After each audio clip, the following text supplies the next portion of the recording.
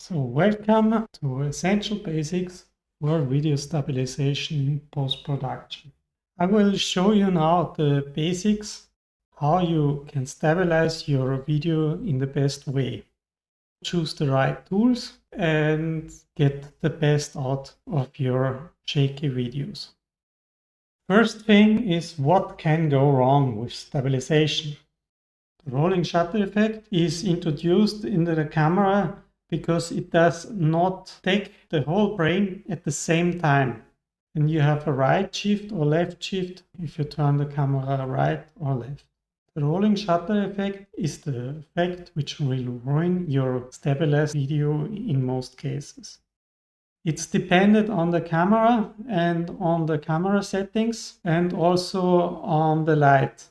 The rolling shutter effect will be extremely seen when you stabilize your video. So take this in concern when you make videos, that you have the perfect illumination time for your video or for your photos.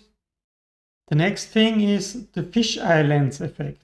If you're filming with wide-angle lenses, mostly common on action cams and also on smartphones, you will have some fisheye effect on your camera. You maybe don't notice this in a still video, but if you stabilize your video, you will definitely notice unnatural motion blur.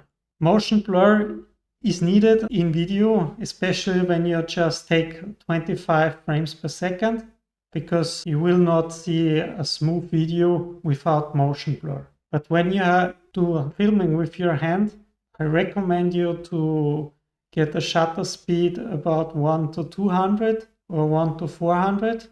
1 to 1000 or more is problematic because then you get the rolling shutter effect more.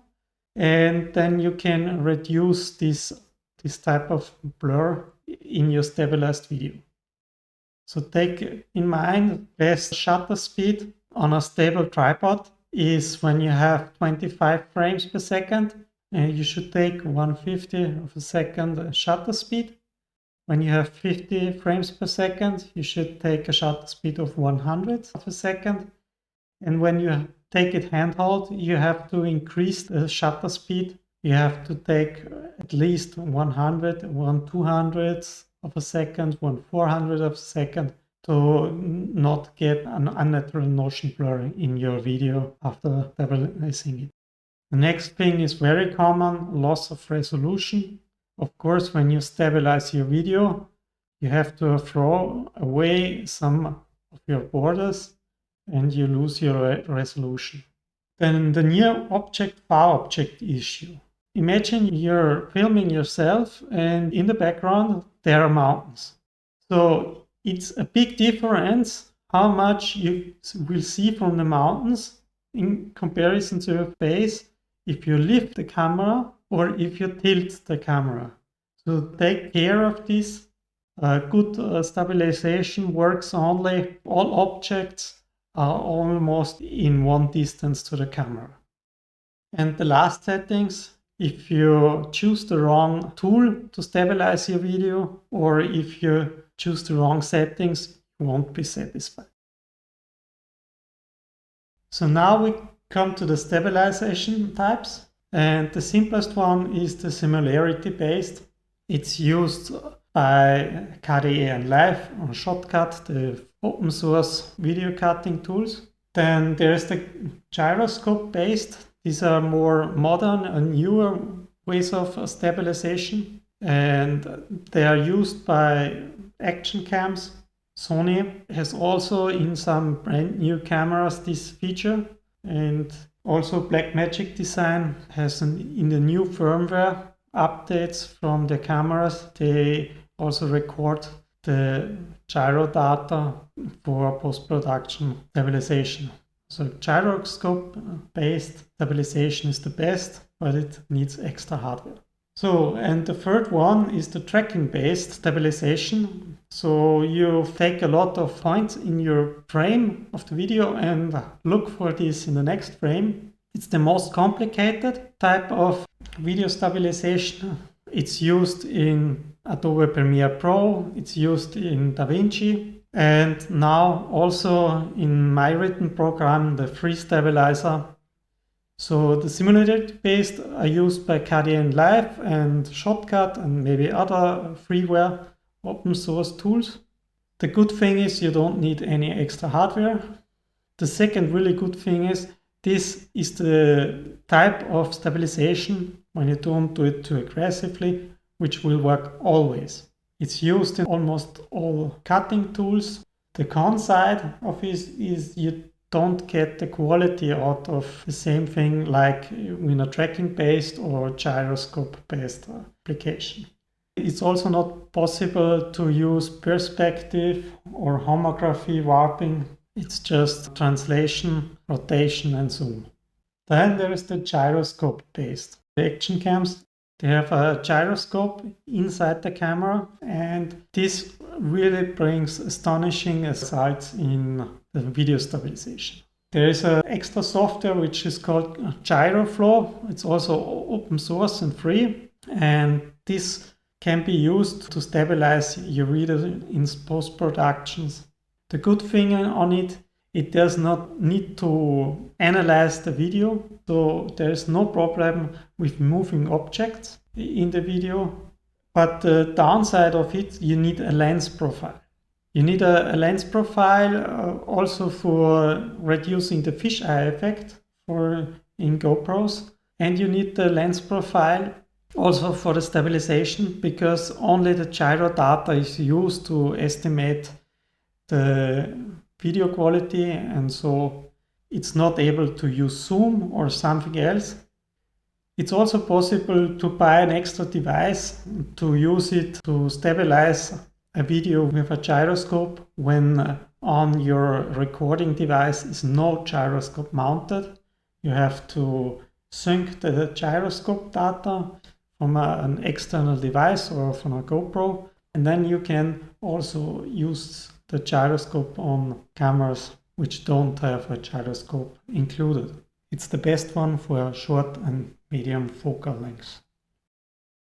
So the tracking-based stabilization is the most complicated.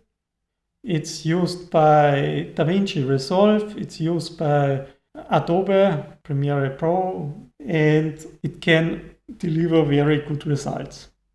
You don't need extra hardware. The good thing on it, it can distinguish between moving objects in the video and the moving camera. The downside of this is it can get disoriented, and you see it in some videos when you have a smooth stabilized video and there's some certain jumps in the video and it will continue like it would be cut, but the video wasn't cut. This is the downside of this, and you have to really check the settings and check every video if there are some of these cuts inside. It's also more noise sensitive because it doesn't use the whole video. Now you will see the wide varieties. Normally, if you have a cutting tool, you notice immediately if it's a similarity based or a tracking based video stabilization by the types of what you can do with it. The simplest form is only translate, so it's only displays from top to down or left to right. And in often cases, these simpler forms should be used in your camera, because if they are moving objects, all other perspective and especially homography will have a problem, and it will result in very wobbly videos. As more complicated the video is for the stabilization process, as better is to keep it simple. If you make a selfie from yourself and you're very close to the object, or you're very close to the object you're filming, it's high likely also that you need to stabilize the zoom too. And so I recommend you then use translate, rotate, and zoom, and not perspective for all moving objects. And the last two, perspective and homography, you shouldn't use them on moving objects. Maybe when they're really slow, when you have a marriage and you just film the couple standing silently and smiling, okay, then you might use perspective. But these two settings are really used when you want to film a car out of the hand. You have a standing car and you want to see it from all sides. Then perspective and homography are great. Or you want to film a building.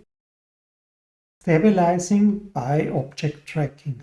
Stabilizing by object tracking is more or less the same like tracking point based stabilization with translate only on a limited area for analysis. Sometimes it makes sense to pre-stabilize the video with low strength to get out the rotation issues before stabilizing a video by object tracking. Because of the limited area, it is almost all times impossible to correct the rotation or the perspective. But the manual selection of the reference area can bring you the best results. You can freely choose to stabilize on the face of a running person, or you can stabilize on clouds and sky in a road trip. FreeStabilizer and the optical flow. The new FreeStabilizer lets you deep look into the heart of video stabilization, the following video. I will show you the optical flow of the unstabilized and the stabilized videos plus the performance of the FreeStabilizer. The FreeStabilizer is intended to stabilize your videos before cutting them, leading to a good playback performance on your preferred video editor. In addition, I will explain how to minimize the rolling shutter effect in a given camera.